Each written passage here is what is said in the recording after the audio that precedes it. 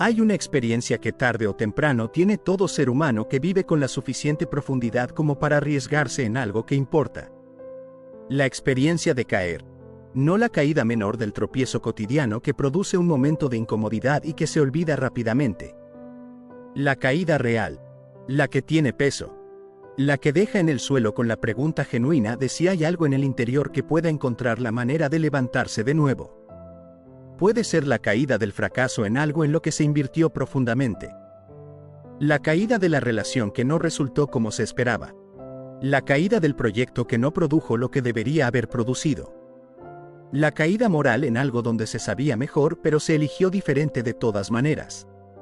La caída de la salud que cambió completamente el paisaje de la existencia. La caída de la confianza cuando alguien en quien se confiaba profundamente demostró que esa confianza no era completamente merecida.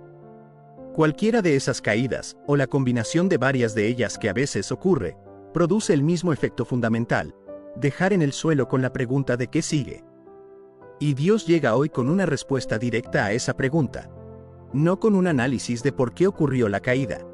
No con una evaluación de quién tiene la culpa de que estés en el suelo. Con una instrucción que tiene en su brevedad toda la sabiduría necesaria para el momento presente. Levántate y continúa. Dos palabras que juntas forman la instrucción más transformadora que puede recibir quien está en el suelo. No te quedes ahí. No dejes que el suelo se convierta en tu lugar permanente. No permitas que la caída sea la última página de la historia que todavía tiene capítulos por escribir. Levántate. Y continúa. Antes de continuar, quiero pedirte algo. Si este mensaje está llegando exactamente al momento de tu historia donde el levantarte parece más difícil que quedarte en el suelo, suscríbete a este canal ahora mismo y comparte este video en WhatsApp con alguien que también está en ese suelo y que necesita escuchar exactamente estas palabras hoy. Porque hay personas en tu entorno que llevan tiempo en el suelo de su propia caída y que solamente necesitan escuchar que Dios dice levántate y continúa para poder dar el primer movimiento hacia arriba. Hazlo ahora y regresa porque lo que sigue es para ti. Quiero comenzar hablándote del suelo. Porque antes de hablar del levantarse es importante honrar el suelo con la honestidad que merece. No minimizarlo. No apresurarse a salir de él sin procesar lo que tiene para enseñar. No pretender que estar en el suelo no ocurrió porque ocurrió y tiene su realidad y su peso. El suelo después de una caída real tiene sus propias características que quien lo ha habitado reconoce de inmediato. Tiene el peso de lo que acaba de ocurrir. El golpe que todavía duele. La confusión del que no siempre entiende completamente cómo llegó ahí. La vergüenza a veces de que otros vieran la caída. El miedo de que el levantarse produzca otra caída. Y el agotamiento del que ya dio tanto antes de caer que pregunta de dónde sacaría las fuerzas para levantarse si se quisiera. Todo eso es real. Y Dios no llega a decir levántate porque en realidad no estás en el suelo. Llega a decir levántate exactamente porque sí estás en el suelo y porque lo que tiene para ti no puede recibirlo quien permanece ahí. Quiero hablarte de los diferentes tipos de suelo donde las personas se encuentran cuando Dios dice levántate y continúa. Porque el suelo no siempre tiene la misma forma y entender la forma específica del suelo donde estás es parte de poder levantarse de él correctamente. El suelo del fracaso. El lugar donde algo que se intentó no produjo el resultado que se esperaba. Donde el proyecto no funcionó, donde el negocio no prosperó, donde el esfuerzo no dio el fruto que debería haber dado. Ese suelo tiene una textura particular de decepción que se mezcla con la pregunta de si vale la pena intentarlo de nuevo.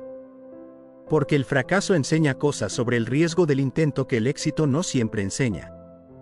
Y esa lección puede ser valiosa o puede ser paralizante según cómo sea recibida. El suelo de la culpa. El lugar donde la caída fue producida por una elección propia que se reconoce como equivocada. Donde no hay manera de atribuir completamente a factores externos lo que ocurrió porque hay una responsabilidad personal que es honesta de reconocer. Ese suelo tiene la textura particular de la culpa que puede ser el punto de partida de la restauración genuina o puede convertirse en el pantano donde quien no recibe el perdón permanece hundiéndose más. El suelo del quebranto relacional. El lugar donde una relación importante se dañó o terminó de maneras que dejaron consecuencias que todavía se sienten. Donde el amor que se dio no fue correspondido o donde la confianza que se extendió fue violada. Ese suelo tiene la textura particular del dolor relacional que toca las dimensiones más íntimas de quién se es y que puede producir la resistencia a levantarse por el miedo de que levantarse implique exponerse de nuevo a la posibilidad del mismo dolor. El suelo del agotamiento. El lugar donde la persona llegó simplemente porque ya no tiene más. No porque haya un evento dramático que la puso ahí, sino porque el acumulado de demasiado durante demasiado tiempo finalmente produjo el colapso que venía siendo anunciado pero que nadie quería reconocer. Ese suelo tiene la textura particular del agotamiento que dice que no hay nada disponible para el levantarse, que las reservas están en cero, que el siguiente paso requeriría de donde no hay, y el suelo de la crisis de fe. El lugar donde la experiencia de la caída produjo preguntas sobre Dios que no tienen respuesta fácil. Donde el sufrimiento que llegó puso a prueba la comprensión de quién es Dios y de cómo opera. Donde la caída no solamente fue una circunstancia difícil, sino que produjo el cuestionamiento de los fundamentos sobre los que la vida había sido construida. Ese suelo tiene la textura particular de la desorientación espiritual que hace que el levantarse parezca no solamente difícil físicamente, sino imposible porque no está claro hacia dónde levantarse. Para cualquiera de esos tipos de suelo, Dios dice hoy la misma cosa: levántate y continúa. Con el conocimiento completo de qué tipo de suelo es el que estás habitando. Con la sabiduría de quien conoce exactamente lo que el levantarse desde ese suelo específico requiere. Y con el poder de quien puede producir lo que el levantarse necesita cuando las propias fuerzas no alcanzan. Levántate. Primera instrucción. El verbo levantarse implica movimiento hacia arriba desde una posición más baja. Y hay algo en ese movimiento que requiere análisis porque no siempre es el mismo movimiento para todos los que están en el suelo. Hay personas que necesitan levantarse gradualmente. Que el primer movimiento no es ponerse completamente de pie, sino simplemente orientarse hacia la posición correcta. Que el proceso de levantarse desde ciertos tipos de suelo tiene etapas y que apresurarse a saltar al pie antes de haber completado las etapas previas puede producir una inestabilidad que lleva de regreso al suelo más rápidamente de lo que el levantarse sostenible permite. Hay personas que necesitan ayuda para levantarse. Que el tipo de caída que tuvieron o la profundidad del suelo donde están hace que levantarse solo no sea posible o no sea lo más sabio. Que la mano extendida de Dios a través de la comunidad de fe o de las personas correctas en el momento correcto es parte de cómo el levantarse ocurre. Y que aceptar esa ayuda no es evidencia de debilidad sino de la sabiduría de quien entiende que fue diseñado para la comunidad y no para la soledad absoluta. Y hay personas que necesitan levantarse ahora mismo. Que han estado en el suelo suficiente tiempo. Que el procesamiento que necesitaba ocurrir ocurrió. Que las lecciones que el suelo tenía para enseñar ya fueron aprendidas. Y que seguir en el suelo más tiempo ya no es el procesamiento sabio sino la parálisis que el miedo de la próxima caída produce. Para esas personas el levantarse es la acción más urgente disponible. ¿Cuál de esas descripciones corresponde a dónde estás? La respuesta a esa pregunta orienta el tipo de levantarse que el versículo de hoy te invita a hacer. Quiero hablarte de los obstáculos más comunes que impiden el levantarse. Porque Dios no dice levántate como si fuera simple. Dice levántate sabiendo que hay cosas que pueden hacer que la instrucción sea más difícil de ejecutar que de escuchar. El primer obstáculo es el miedo a caer de nuevo. La lógica del miedo dice que si me levanto puedo volver a caer. Y puesto que caer duele y puesto que ya sé exactamente lo que se siente, la opción de no levantarse tiene la ventaja de no caer de nuevo. Esa lógica tiene su coherencia pero tiene también una falla fundamental. Porque quedarse en el suelo no elimina el riesgo de futuras caídas. Simplemente lo reemplaza con la certeza de no avanzar. Y la persona que no avanza por miedo a caer paga el precio de la parálisis que es en muchos sentidos más costoso que el precio de la caída. El segundo obstáculo es la vergüenza. Cuando la caída fue pública o cuando la causa de la caída involucra algo que produce vergüenza, el levantarse puede parecer un acto que reexpone la vulnerabilidad que la caída ya reveló. La persona que está en ese suelo puede sentir que levantarse requiere enfrentar las miradas de quienes vieron la caída con todo lo que esas miradas pueden comunicar. Y esa anticipación de las miradas puede ser suficientemente pesada para dificultar el levantarse aunque las propias fuerzas físicas y emocionales estuvieran disponibles. El tercer obstáculo es la identidad en el suelo.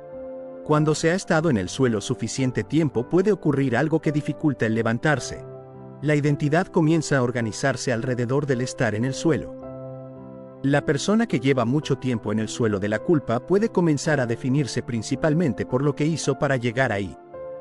La que lleva mucho tiempo en el suelo del fracaso puede comenzar a definirse principalmente como alguien que falla.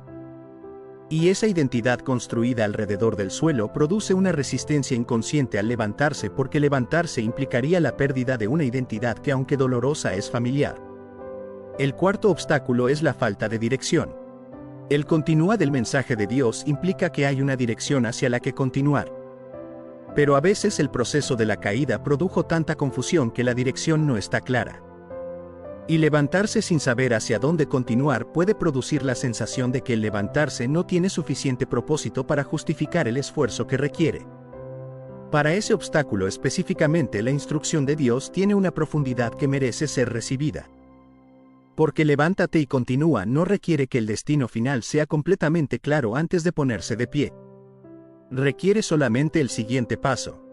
El continúa no es la instrucción de tener todo el camino mapeado antes de comenzar a caminar.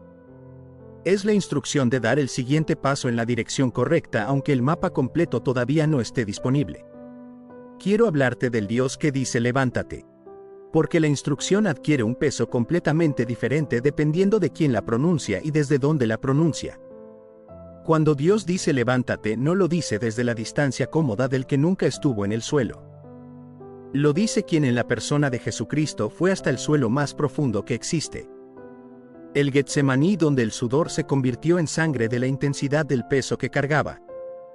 La cruz, donde el abandono fue real y el dolor fue físico y la oscuridad fue completa. El sepulcro, donde el final parecía definitivo.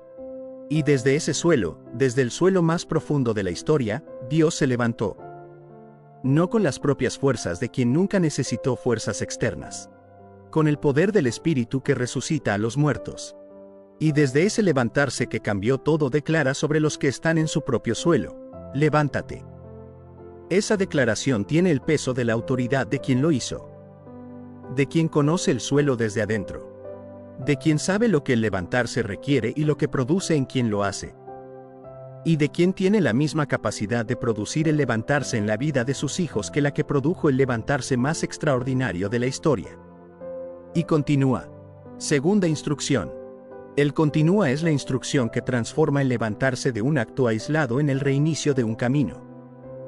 Porque hay una diferencia entre levantarse y quedarse parado y levantarse y continuar. El levantarse sin el continúa puede ser solamente el cambio de posición sin el movimiento hacia donde el camino lleva. El levantarse con el continúa es el reinicio genuino del avance hacia el destino que la caída interrumpió. Continúa tu camino. No el camino de otro que parece más fácil o más libre de riesgos. El tuyo. El que fue interrumpido por la caída. Con todo lo que ese camino requiere y con todo lo que produce en quien lo recorre. Continúa con lo aprendido. El período en el suelo no tiene que ser solamente tiempo perdido. Si fue habitado con la honestidad y la reflexión correctas, produce aprendizaje que el camino antes de la caída no tenía. Y ese aprendizaje, llevado de regreso al camino cuando el continúa ocurre, hace que el tramo que sigue sea caminado con una sabiduría que el tramo anterior no tenía. Continúa con la gracia disponible. No con las fuerzas propias que pueden seguir siendo insuficientes en el momento inmediato del levantarse. Con la gracia de Dios que es suficiente en la debilidad. Con el poder que se perfecciona precisamente en los momentos donde la propia capacidad no alcanza. Esa gracia disponible es la que hace posible que el continúa sea genuino aunque las propias fuerzas todavía estén en proceso de recuperación. Quiero hablarte de los ejemplos bíblicos del levantarse y continuar porque creo que el registro de personas que lo hicieron antes que nosotros tiene el poder de encender la posibilidad de que nosotros también podamos hacerlo. Pedro. El que negó a Jesús 3 veces en la noche de la prueba más importante. El que cuando Jesús más lo necesitaba dijo que no lo conocía. 3 veces. Con maldiciones la tercera. Y cuando el gallo cantó y Jesús lo miró, Pedro salió y lloró amargamente. Ese es el suelo de Pedro. El suelo de la negación. Del fracaso en el momento más crítico. De la traición al que más amaba. Y Pedro se levantó y continuó. No inmediatamente. Hubo un proceso. El encuentro en el sepulcro vacío. La aparición de Jesús resucitado a los discípulos. La restauración específica en la orilla del mar de Galilea donde Jesús le preguntó 3 veces, ¿me amas? Una por cada negación. No para hundir a Pedro de nuevo en el suelo de su falla. Para restaurarlo específicamente en el punto exacto donde había caído. Y Pedro continuó. Se convirtió en uno de los pilares de la iglesia primitiva. Predicó en Pentecostés con un poder que produjo 3000 conversiones en un día. Escribió cartas que forman parte del canon del Nuevo Testamento. Murió por la misma fe que en la noche de la negación parecía haber abandonado. Ese es el Pedro que se levantó y continuó. No el que nunca cayó. El que cayó profundamente y que encontró en el Jesús resucitado exactamente lo que el levantarse requería. Jacob. El que pasó la noche luchando con el ángel en el vado del río Jaboc. Que al amanecer fue tocado en el tendón del muslo y quedó cojo. Pero que no soltó hasta recibir la bendición. Y que recibió un nombre nuevo. Ya no te llamarás Jacob sino Israel porque has luchado con Dios y con los hombres y has vencido. Jacob continuó cojeando. La caída, el encuentro, la transformación produjeron en él una cojera física que lo acompañó por el resto de su vida. No fue completamente restaurado a su estado anterior, pero fue bendecido. Y el nombre nuevo que recibió define hasta hoy a todo el pueblo de Dios. La cojera de Jacob no fue el final de su historia. Fue la marca de la lucha que lo transformó en Israel. Hay personas que continúan cojeando, cuya caída dejó una marca que no desaparece completamente. Y la instrucción de Dios no es levántate y continúa como si la marca no existiera. Es levántate y continúa con la marca, con lo que la lucha produjo, con la cojera que habla de haber estado en el suelo y de haberse levantado de todas maneras.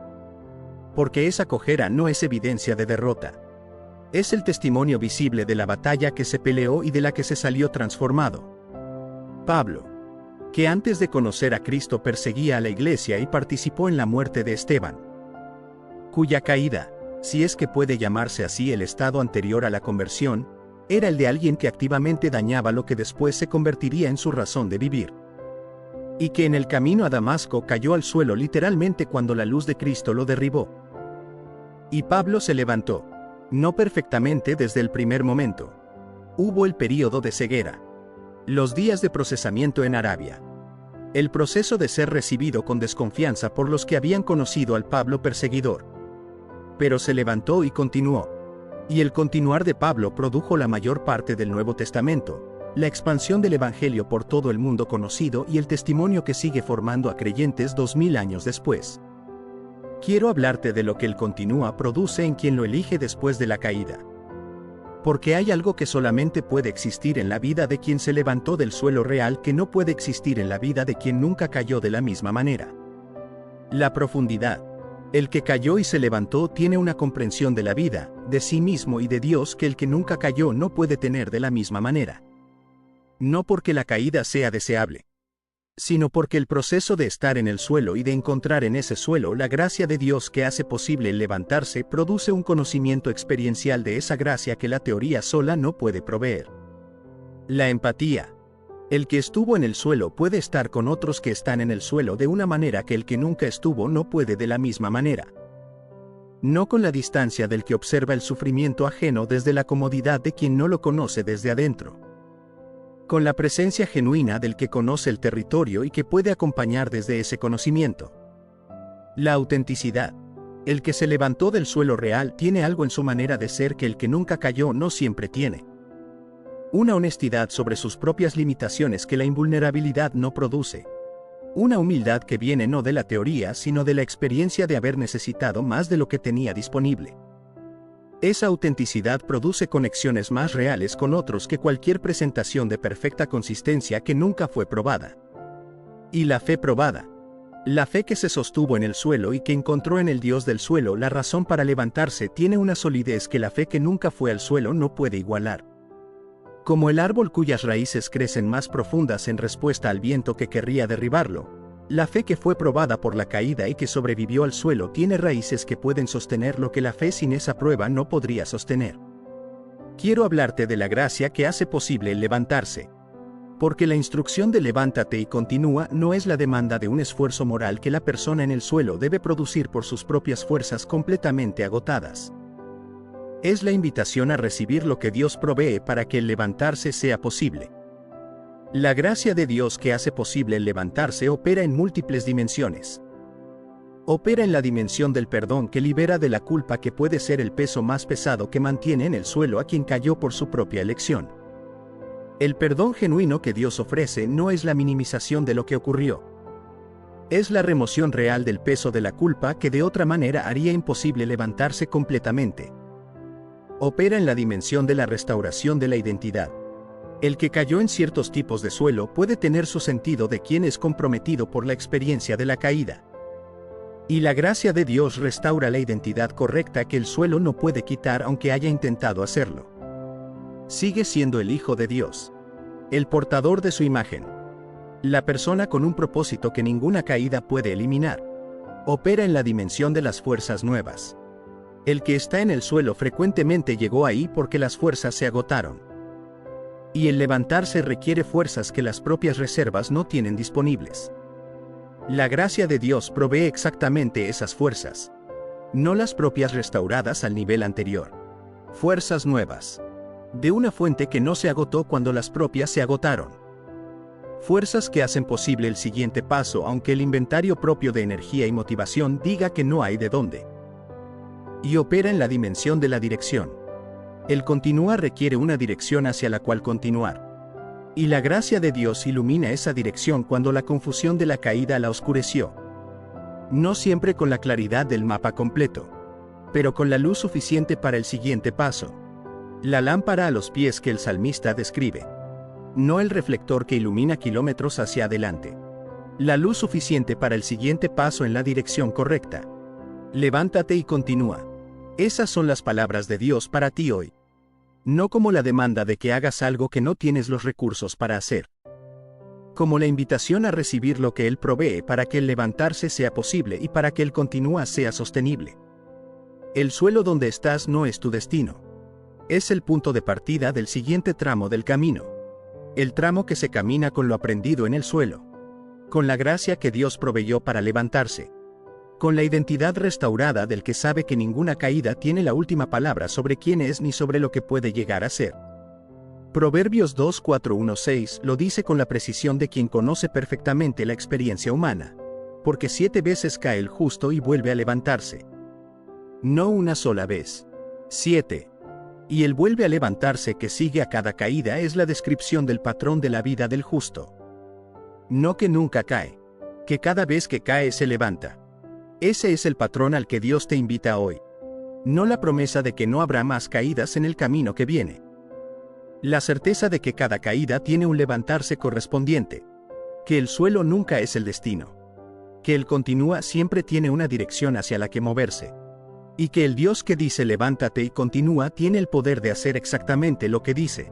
Hacer posible el levantarse y acompañar el continúa con la misma fidelidad con que estuvo en el suelo junto al que cayó. Levántate. Y continúa. El camino te espera. Hay versículos en la Escritura que tienen la estructura de una declaración de guerra. No de la guerra física con armas y ejércitos. De la guerra del alma que se libra en el espacio interior donde el adversario intenta convencer a quien cayó de que la caída es definitiva. Donde la oscuridad intenta convencer a quien está en ella de que la luz no volverá. Donde la derrota del momento intenta presentarse como el veredicto permanente sobre lo que es y lo que puede ser la persona que la experimenta. Miqueas 7:8 es exactamente esa declaración de guerra. Tú, enemiga mía, no te alegres de mí, porque aunque caí, me levantaré. Aunque mora en tinieblas, Jehová será mi luz. Quiero que notes desde el principio la estructura de este versículo. Comienza con un destinatario que no es Dios. Es la enemiga. Y le habla directamente. Le dice algo. Le prohíbe algo. Y luego da las 2 razones de por qué la prohibición es válida. Porque aunque caí me levantaré. Y aunque mora en tinieblas Jehová será mi luz. Esa estructura de hablar directamente al adversario con la certeza de lo que Dios hace en medio de la caída y de las tinieblas es una de las posturas espirituales más poderosas que existen. No la postura pasiva del que sufre en silencio esperando que algo cambie. La postura activa del que desde el suelo de la caída y desde el interior de las tinieblas declara con voz clara lo que ocurrirá y quién es la fuente de esa certeza. Antes de desarrollar el versículo, quiero que entiendas el contexto del capítulo 7 de Miqueas completo, porque ese contexto hace que el versículo sea aún más extraordinario.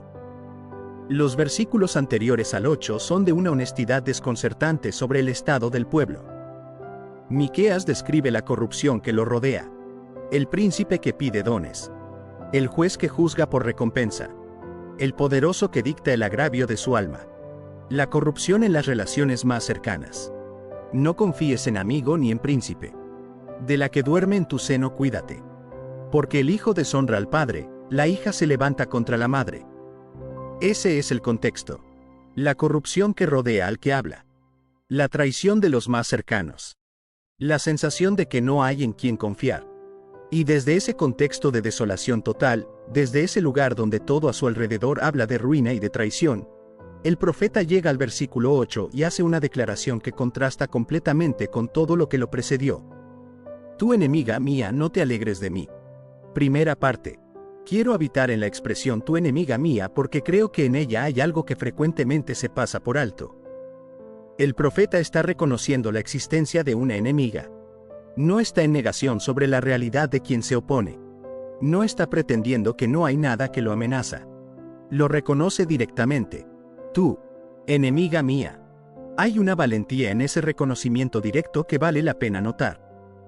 La persona que no puede nombrar a lo que se opone no puede resistirlo efectivamente porque no puede orientar su resistencia hacia algo que no ha identificado. El que dice tu enemiga mía está haciendo exactamente lo que la resistencia efectiva requiere. Identificar con claridad lo que se enfrenta antes de declarar lo que ocurrirá en ese enfrentamiento. ¿Quién es la enemiga de Miqueas 7 en 8? En el contexto histórico del profeta puede ser la nación o las circunstancias que produjeron la caída y las tinieblas que describe.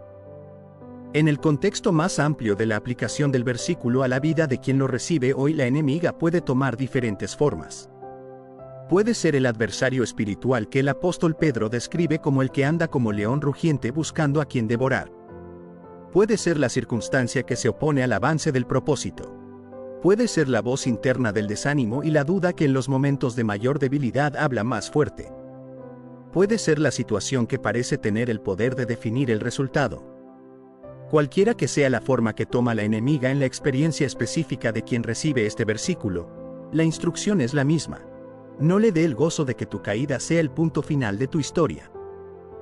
No te alegres de mí. Esta prohibición que el profeta hace a la enemiga tiene en ella algo que me parece profundamente significativo. Está diciendo que la alegría de la enemiga es prematura. Que lo que la enemiga podría interpretar como su victoria, la caída del profeta, las tinieblas en que mora, no es el final de la historia que ella cree que es. Y que declarar esa prematuridad del gozo ajeno es parte del acto de resistencia que el versículo modela. Porque aunque caí, el reconocimiento de la caída. Aquí el versículo hace algo que muchos textos de aliento no hacen. Reconoce la caída sin minimizarla. No dice si caí. No dice aunque parece que caí, pero en realidad no caí completamente. Aunque caí. La caída fue real. Ocurrió.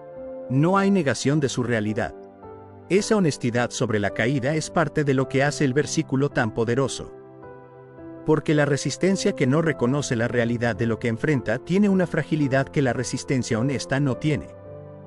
El que dice no caí cuando sí cayó construye su resistencia sobre una negación que eventualmente se rompe cuando la realidad de la caída se vuelve insostenible de negar. Pero el que dice aunque caí, reconociendo completamente la realidad de la caída, y luego dice me levantaré, está construyendo su resistencia sobre algo que puede sostenerse porque no requiere la negación de ninguna realidad. Aunque caí. El aunque es el articulador que conecta la realidad de la caída con la certeza del levantarse. No a pesar de que caí o negando que caí. Aunque caí. Con la caída plenamente reconocida. Y sin embargo lo que sigue.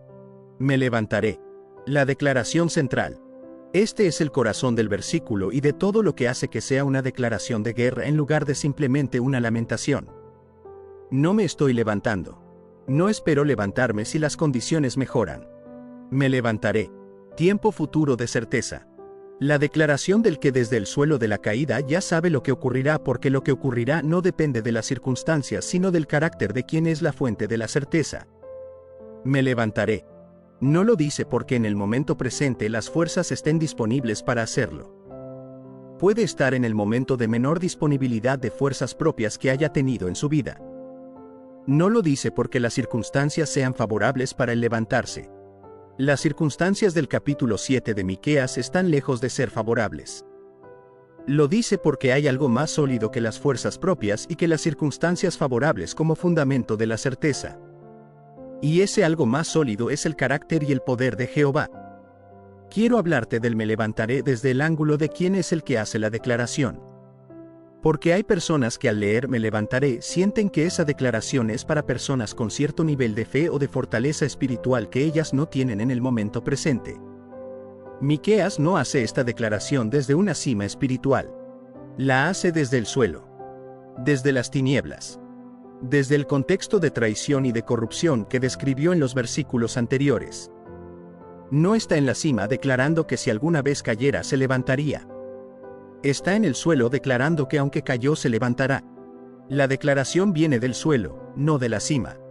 Y eso es exactamente lo que la hace accesible para quien está en el suelo hoy. Aunque mora en tinieblas. El reconocimiento de la oscuridad. Como reconoció la caída sin minimizarla, ahora el profeta reconoce las tinieblas sin minimizarlas. Mora en tinieblas. No que hay cierta oscuridad que con el tiempo mejorará naturalmente. Que mora en tinieblas. Que vive en ellas, que son su ambiente actual, el lugar donde está ahora mismo. Las tinieblas en el lenguaje bíblico no son simplemente la oscuridad física. Son la condición de quien no puede ver el camino, que no tiene la claridad sobre la dirección, sobre el sentido de lo que está viviendo, sobre qué viene después. Las tinieblas son la experiencia de la desorientación que el sufrimiento y la caída frecuentemente producen. Donde los referentes que antes eran claros ya no lo son. Donde el futuro no tiene visibilidad. Donde la comprensión del presente está limitada por la oscuridad que la situación produce. Aunque mora en tinieblas. De nuevo el aunque que conecta la realidad de la condición presente con la certeza de lo que la trasciende. Las tinieblas son reales. Se las reconoce completamente. Y sin embargo, Jehová será mi luz. La segunda declaración de certeza. Esta es la razón de todo. La razón de por qué la enemiga no puede alegrarse con certeza. La razón de por qué levantarse es seguro aunque el profeta esté en el suelo. La razón de por qué las tinieblas no son el estado permanente aunque sean el estado presente. Jehová será mi luz. No que Jehová enviará un poco de luz cuando las circunstancias permitan su llegada. No que Jehová tiene la capacidad de ser luz si se dan las condiciones correctas. Será, con la misma certeza de futuro con que el me levantaré fue declarado. Jehová será mi luz. La luz de Jehová no tiene los límites de la luz natural. La luz natural no puede penetrar en ciertos tipos de tinieblas. La oscuridad de la noche tiene límites que cualquier fuente de luz artificial eventualmente enfrenta. Pero la luz de Jehová no tiene esos límites. El Salmo 139 lo dice con una profundidad que complementa perfectamente el versículo de Miqueas. Si digo las tinieblas me encubrirán, aún la noche resplandecerá alrededor de mí. Pues aún las tinieblas no encubren de ti. Y la noche resplandece como el día. Lo mismo te son las tinieblas que la luz. Para Dios las tinieblas no son opacas. Lo que se vuelve invisible para el ojo humano en la oscuridad permanece completamente visible para quien es luz. Y si Jehová es la luz del que mora en tinieblas, entonces la oscuridad que impide la visión propia no impide la visión de Dios. Él puede ver el camino aunque el que está en las tinieblas no pueda verlo. Y esa asimetría de visión es el fundamento de la confianza que hace posible caminar en las tinieblas con la certeza de que la luz está presente aunque no sea completamente visible. Quiero hablarte ahora de las dimensiones de la luz de Jehová que el versículo de Miqueas invita a recibir. Porque la declaración Jehová será mi luz tiene múltiples dimensiones que vale la pena explorar concretamente. La luz como presencia. La luz de Jehová en las tinieblas es primero la presencia de Dios en el lugar de la oscuridad. No que Dios está en algún lugar iluminado esperando que quien está en tinieblas encuentre el camino hacia la luz. Que Jehová viene al lugar de las tinieblas con su luz. Como en el Éxodo, donde la columna de nube que guiaba de día se convertía en columna de fuego que daba luz de noche. La misma presencia que acompaña en la claridad acompaña también en la oscuridad. Solo que en la oscuridad su función de proveer luz se vuelve más visible y más necesaria. La luz como dirección. Las tinieblas producen desorientación. El que está en ellas no sabe hacia dónde caminar porque no puede ver. Y la luz de Jehová en las tinieblas provee la dirección que la oscuridad quitó. No necesariamente la visibilidad del camino completo. La luz suficiente para el siguiente paso. El Salmo 119 en 105 que dice que la palabra de Dios es lámpara a mis pies y lumbrera a mi camino habla exactamente de ese tipo de luz. No el reflector que ilumina kilómetros. La lámpara que ilumina lo suficiente para saber dónde está el siguiente pie cuando el anterior está seguro. La luz como revelación. Hay cosas en las tinieblas que solamente pueden verse cuando la luz llega. El diagnóstico de lo que produjo la caída que en la oscuridad de la negación o de la confusión no era visible. La comprensión del propósito que tiene el período de las tinieblas que solamente puede verse cuando la luz de Dios ilumina las dimensiones que el ojo humano no alcanza. La perspectiva de lo que el proceso completo significa que solamente puede ser recibida cuando Jehová es la fuente de la visión en lugar de la propia capacidad de ver. La luz como esperanza. En las tinieblas la esperanza puede ser de lo que más se carezca.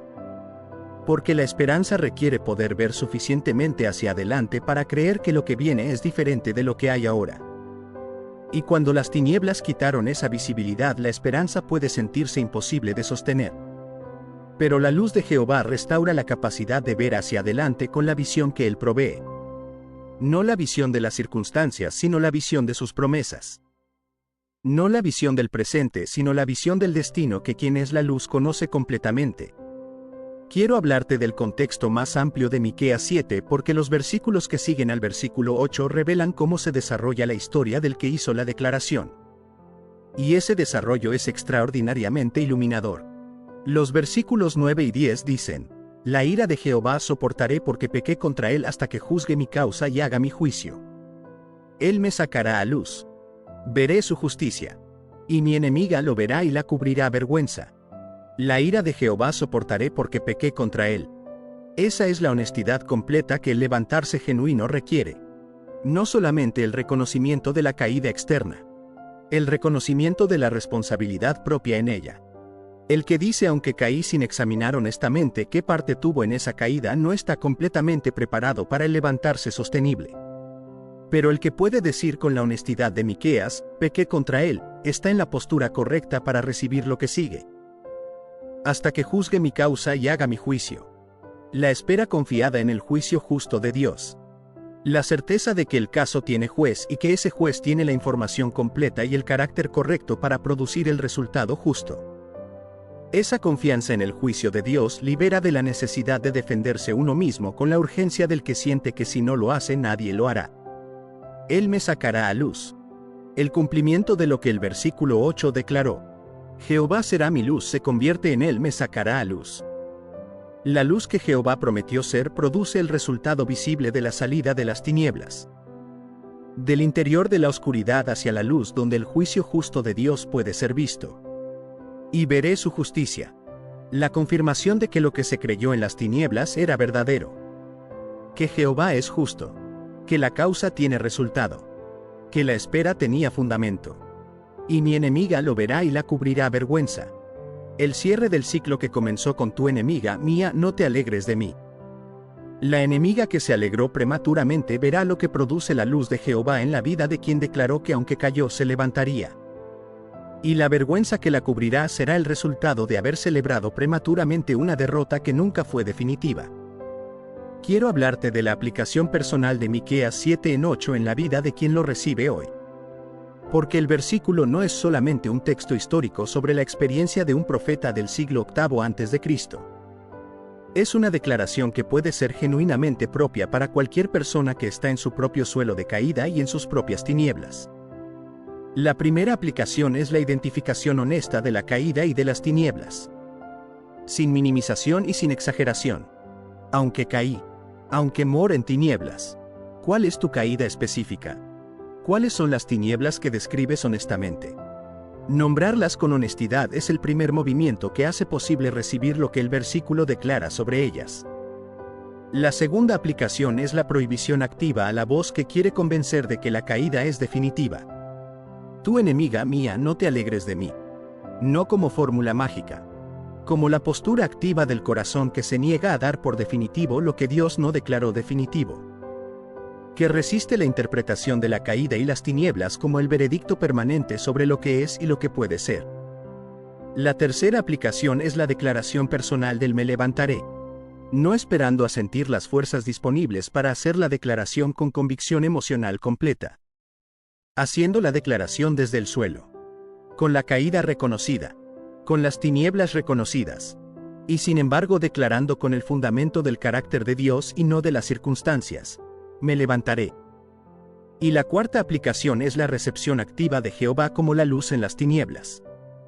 No esperar a que las tinieblas se disipen para entonces recibir la luz de Dios. Recibirla en las tinieblas. Orientarse hacia Jehová como la fuente de luz en el momento presente de la oscuridad. Buscar su presencia en el lugar de la oscuridad. Dejar que su palabra ilumine lo que el ojo humano no puede ver en las tinieblas.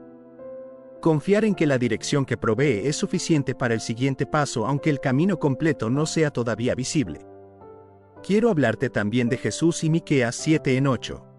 Porque el versículo encuentra su cumplimiento más pleno y más extraordinario en la historia de la muerte y resurrección de Cristo. Aunque Caí se aplica con una precisión particular a la crucifixión vista desde la perspectiva del adversario. En la cruz todo parecía indicar que la derrota era definitiva. La traición de Judas. El abandono de los discípulos. La negación de Pedro. El juicio injusto. La crucifixión. El sepulcro sellado. Desde cualquier perspectiva humana disponible en ese momento, la historia parecía terminar con la derrota. Y la enemiga, si puede llamarse así la fuerza que se oponía al propósito de Dios, podría haberse alegrado prematuramente.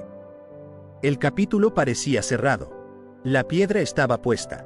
Los discípulos estaban escondidos por miedo. La situación visible decía que la batalla había sido ganada por el lado equivocado. Y entonces llegó el tercer día. Aunque caí, me levantaré. La resurrección es el cumplimiento más extraordinario de Miqueas 7:8 que existe. La caída fue real. El sepulcro fue real.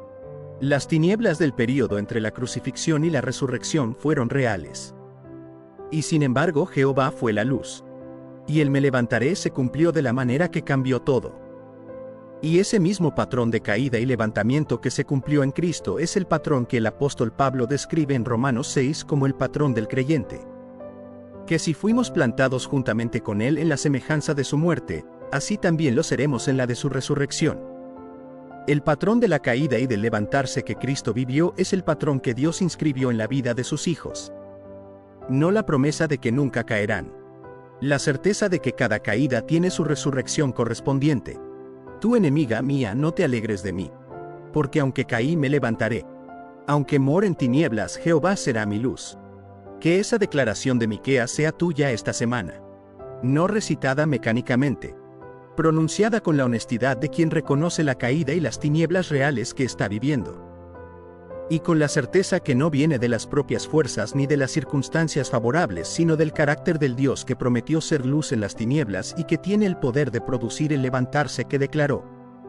La enemiga que quiere alegrarse de tu caída verá lo que Dios hace. Lo que parecía su victoria se revelará como el preludio de lo que Dios siempre tuvo planeado. Y la vergüenza que la cubrirá cuando vea lo que Jehová hizo será proporcional a la prematuridad de su celebración. Levántate. Porque Jehová será tu luz. Y en esa luz el camino que las tinieblas ocultaron se revelará con la claridad suficiente para el siguiente paso. Y el siguiente paso es todo lo que necesitas hoy. Que el Dios que fue luz en las tinieblas más profundas de la historia sea tu luz en las tinieblas que estás atravesando hoy. Amén.